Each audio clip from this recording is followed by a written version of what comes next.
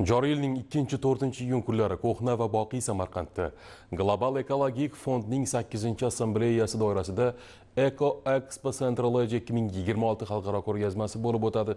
Mazkur anjuman dunyoning 100 dan ortiq mamlakati vakillari, xalqaro tashkilotlar rahbarlari, investorlar, eko-innovatorlar hamda soha ekspertlarini bir maydonda jamlaydi. Samarqanddagi tayyorgarlik jarayonlaridan muxbirimiz xabar beradi.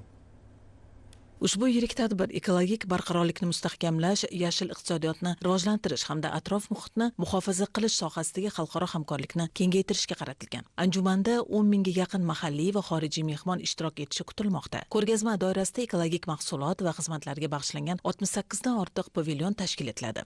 Ekologik yo'nalishdagi korxonada faoliyat ko'rsatamiz. O'zbekistonda Samarqand hamda Qarshi shaharlarida ikkita chiqindi yoqish loyihasiga investitsiya kiritganmiz. Bizning kompaniyamiz yanada toza va aholi uchun qulay yashash muhitini yaratishga qaratilgan ekologik kompaniya hisoblanadi. Shuningdek, u chiqindilarni yoqish sohasida uskuna va texnologiyalar bo'yicha dunyodagi yetakchi ta'minotchilardan biri hisoblanadi. Biz yuqori samarali ekologik xavfsiz va barqaror chiqindini qayta ishlash texnologiyalari orqali mahalliy maishiy chiqindilarni qayta ishlashga o'z hissamizni qo'shmoqdamiz. Ushbu ikki loyiha amalga oshirilgandan keyin bir tomondan Samarqand va Qarshi shaharlaridagi maishiy chiqindilarni yanada ekologik va xavfsiz usulda qayta ishlash uchun zamonaviy yechim taklif etadi. Ikkinchi tomondan mahalliy aholi uchun yangi ish o'rinlari yaratiladi. Uchinchidan esa hududning iqtisodiy va ijtimoiy rivojlanishiga hissa qo'shiladi. Hukumatning qo'llab-quvvatlashi va yordami bilan joriy yil oxiriga qadar chiqindilarni qabul qilishni boshlash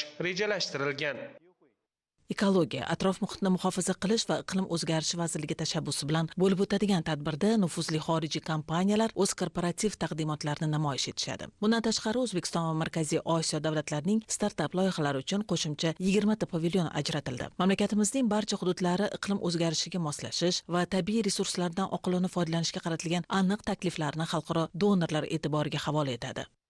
Pavilyonda asosiy konsepsiyasini biz Toshkent viloyatining ekologik iqlimini ko'rsatib berishga harakat qilganmiz. Bu yerda asosiy biomerosimiz, daraxtlarimiz, yashil makonimiz yoritilishiga, bundan tashqari sanoat korxonalari faoliyatini ekologik jihatdan qanday baholanayotganini ko'rishimiz mumkin. 3 kun davomida yashil energetika, suv resurslarini boshqarish va barqaror rivojlanish masalalariga bag'ishlangan 50 dan ortiq tematik forum, muloqot maydonchalari va taqdimotlar o'tkazilishi rejalashtirilgan.